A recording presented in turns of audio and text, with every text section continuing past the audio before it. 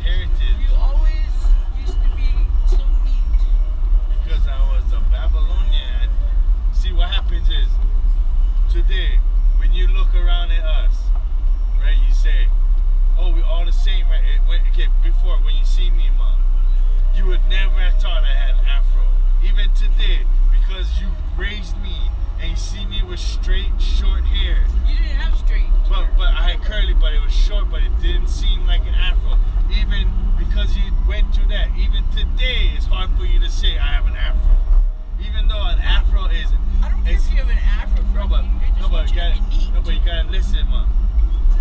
Anything that's anti-gravity, that defies gravity, is considered an afro. See how long if your hair is short, it doesn't seem like you have an afro. You have nice hair. When you cut your beard and you look at other people, you cannot tell that they're your relative. Oh my God. And you cannot tell who you are because... Is that why you don't do it? No, that's why they make you do it. They make you do it so you can't tell that you guys have differences and that some of you guys are related. I know you're my son. So that way you get. Matter? So that way there's division, like like your daughter and your son, Savannah and Lance. When they go and they talk about Negro this, Negro that, and they don't even realize that they are part Negro. Yeah, that's why their hair is that way too. But see, when they talk like that in a biased manner because of what society has taught them about the Negro, and they regurgitate it, not knowing that they're Negroes, and they're disrespecting their own culture.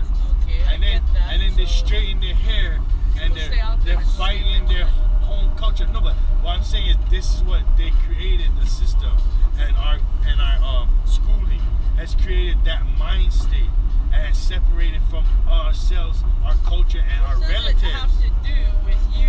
The thing about that is now we as relatives of the same peoples, now we don't interact in a good fashion like we used to when Ramsey was alive.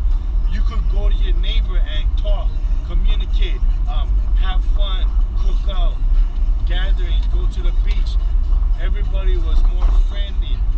People were more happy to people approaching and conversating. Today it's different because they were able to separate us from ourselves, our culture, and our families.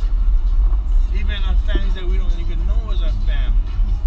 It's not about serial killers. There's not more serial killers. There's not more deaths now than there was before.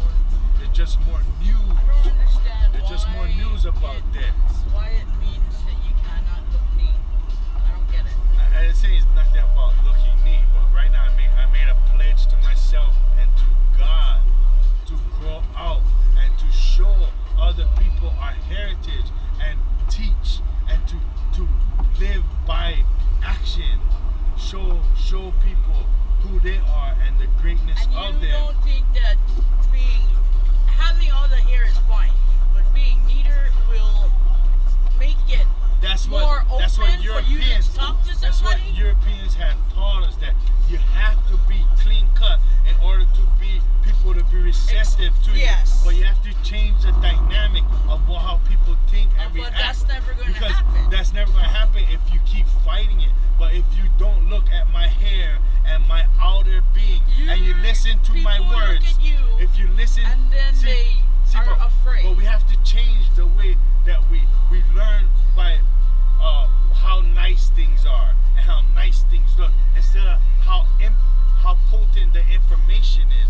It has to be about the information and not about the bearer of the information. Everybody who talks to you, yes, they want to talk to you. You're very interesting. But if you look neater, people would be more receptive to you. But then I wouldn't be able to emphasize who we are. I wouldn't be able to hold the pictures of ancient people and say, look, this is you.